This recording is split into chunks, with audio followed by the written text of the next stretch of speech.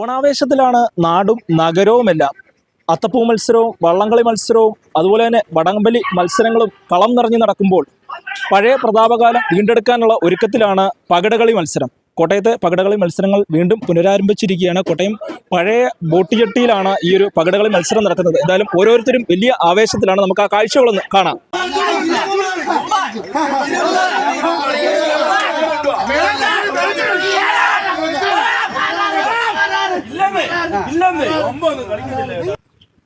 ഇത് നാട്ടിൻപുറങ്ങളിൽ പണ്ട് തൊട്ട്, അതായത് കോട്ടയം, ആലപ്പുഴ, പത്തനംതിട്ട ജില്ലകളിലുള്ള ഗ്രാമപ്രദേശങ്ങളിൽ, അതായത് കുറിച്ചി, മോസ്കോ, മാങ്ങാനം, പള്ളമുട്ടം, പിന്നെ പുതുപ്പള്ളി, അതിരമ്പുഴ തുടങ്ങിയ സ്ഥലങ്ങളിൽ ഗ്രാമീണ മേഖലയിൽ ഉള്ള ഒരു പ്രധാനപ്പെട്ട ഒരു കായിക വിനോദമാണ്. കായിക വിനോദം എന്ന് പറഞ്ഞാൽ പണ്ട് പാണ്ഡവ കൗരവ യുദ്ധത്തിലേക്ക് വരെ വഴിവെച്ച ഒരു കളിയാണ് ഈ പകിടകളി മത്സരം.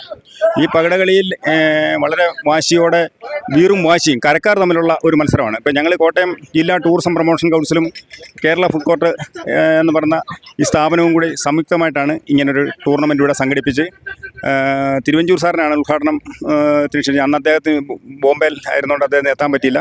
പിന്നെ മുനിസിപ്പൽ ചെയർപേഴ്സൺ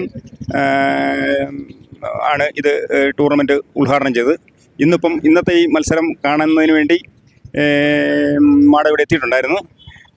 വളരെ മുനിസിപ്പാലിറ്റിയുടെ ഭാഗത്തുനിന്നും ഗവൺമെൻറ്റിൻ്റെ ഭാഗത്തുനിന്നും ഇതിന് വളരെയധികം പ്രോത്സാഹനം ഈ ടൂർണമെൻറ്റിന് കിട്ടിക്കൊണ്ടിരിക്കുകയാണ്. ഭയങ്കര ബുദ്ധി എന്ന് പറഞ്ഞു കഴിഞ്ഞാൽ ബുദ്ധിയും, അതായത് കളിയേക്കാൾ അപേക്ഷിച്ച് പോരുവയ്പ്പുകാരാണ് ഇത് ഈ ടൂർണമെൻറ്റിൻ്റെ ഒരു കളിയുടെ ഗതിവിഗതികളെ നിയന്ത്രിക്കുന്നത്. അപ്പം പോര് പഴച്ചാൽ കളി ഒരുപക്ഷെ തോറ്റുപോകും. നല്ല പോരാണെങ്കിൽ കളിയെ വിജയിപ്പിക്കാൻ പറ്റുന്ന ഒരു സാഹചര്യം ഉണ്ട്. ഇത് 32 ടീമാണ് ഡബിൾസിന് മത്സരിക്കുന്നത്. അതായത് മൊത്തം 5 കളി ജയിച്ചു കഴിഞ്ഞാൽ ട്രോഫി നേടാം. അതാണ് ഈ ടൂർണമെൻറ്റിൻ്റെ ഒരു പ്രത്യേകത.